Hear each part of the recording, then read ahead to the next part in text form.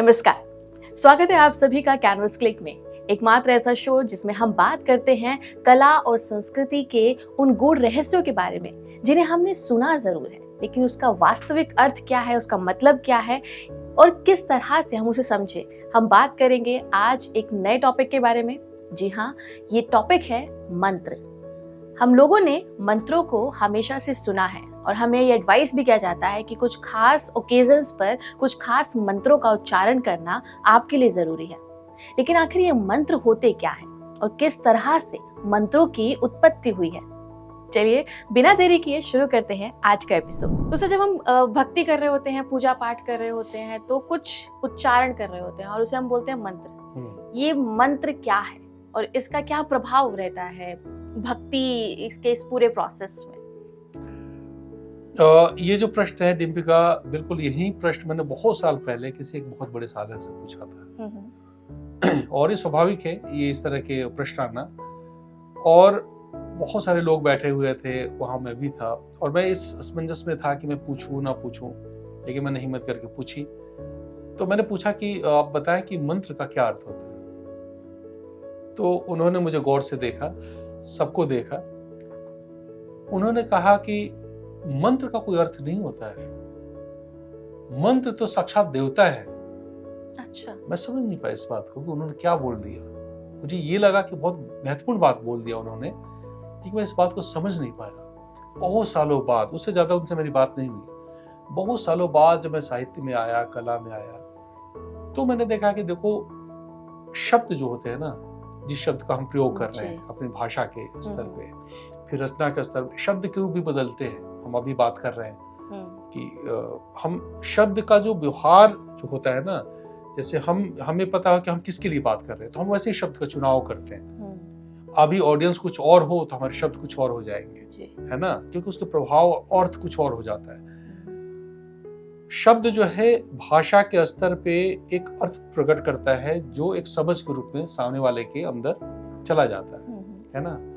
लेकिन शब्द के अंदर इतनी शक्ति है कि अगर शब्द को आप साध ले, ध्वनि है वो भी, अगर आप उसको साधते हैं तो एक ऐसी स्थिति आती है कि शब्द मंत्र बन जाता है। और उसमें सारी शक्तियां, जो सिद्धिदात्री की बात हम लोग कर रहे थे, उस शब्द में वो सारी शक्तियां समाहित हो सकती हैं कि अगर वो शब्द मंत्र के रूप में अगर आप बोल दें तो सब कुछ घटित हो जाएगा इस प्रकृति में। तो शब्द ही मंत्र बनता है। तो शब्द से मंत्र बनने की जो प्रक्रिया है, इसी को कला कहते हैं। कला जो है शब्द को मंत्र बना देती है। यही साधना है, यही ज्ञान है। शब्द आरंभ है, मंत्र जो है अंतिम बिंदु है, पहली चीज। लेकिन मंत्र क्या है?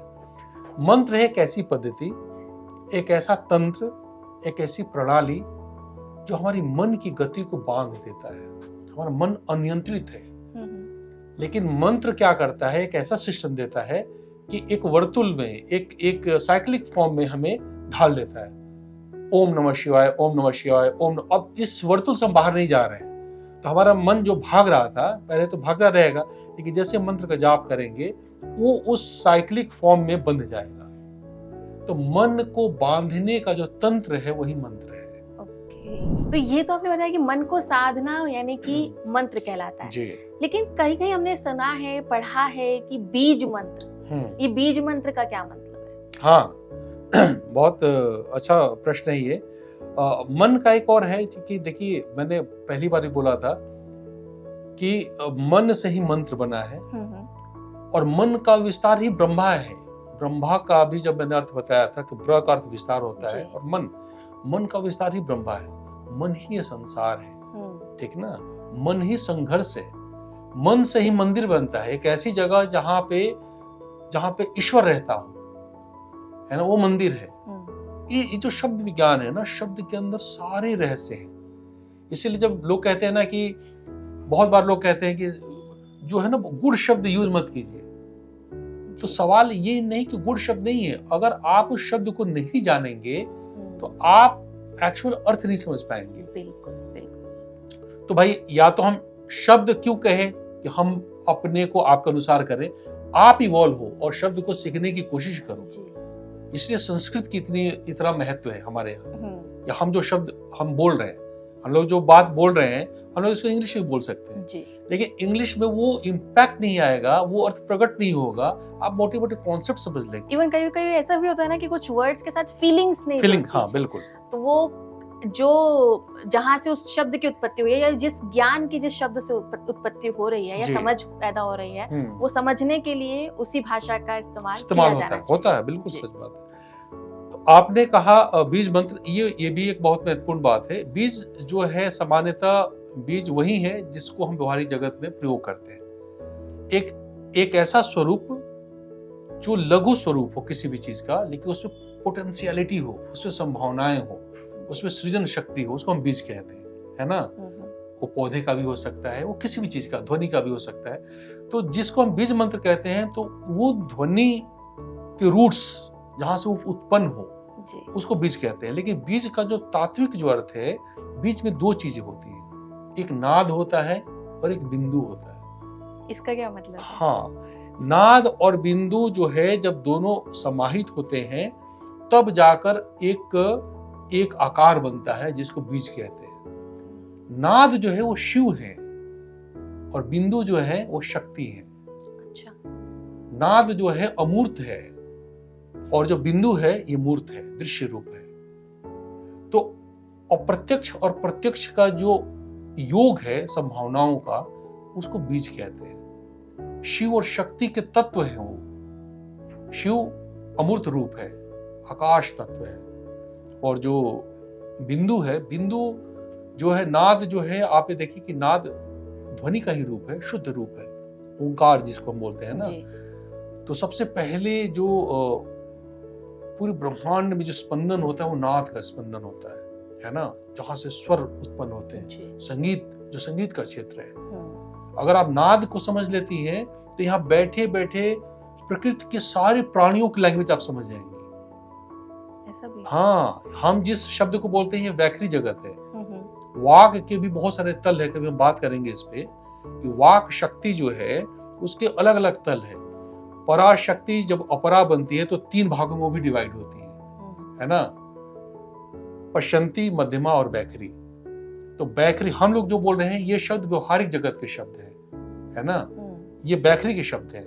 ये इससे हम एक समझ को प्रकट करते हैं और शब्द और अर्थ के बीच में हम झूलते रहते हैं, ये बैखरी जगत है। इससे थोड़ा जब वो इवॉल्व होते हैं और जब आप मध्यमा पे जाते हैं तो वो स्वरों का क्षेत्र है, वो संगीत के जो गुण तत्व है, जहां नाद तत्व है, वहां पे वो स्थित होता है।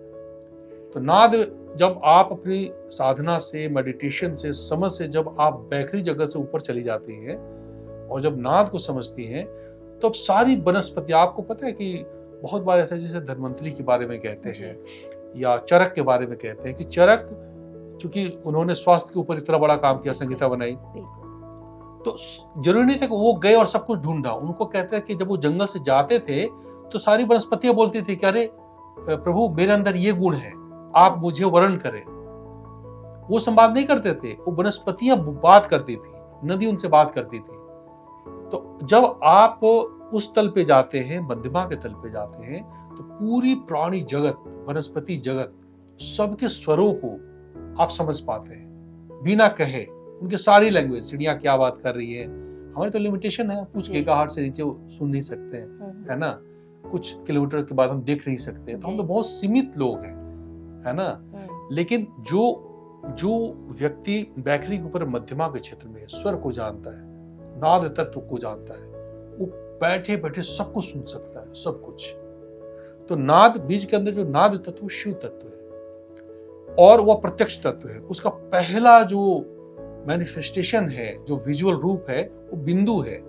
बिंदु मतलब डॉट, ठीक है। पहली जो रूप है पूरी प्रकृति की, वो डॉट है, जिसको जहां से सारी चीजें शुरू होती है। तो नाद और बिंदु जब जुड़ते हैं तो बीज कहलाते हैं, और उन्हीं से ये सारी जो संभावनाएं हैं मनुष्य की, प्रकृति की, वनस्पति की, उत्पन्न होती है। तो मंत्र भी वहीं उत्पन्न होते हैं, मतलब वो मंत्र, पर्टिकुलर मंत्र जो किसी खास बीज से उत्पन्न हुए हो।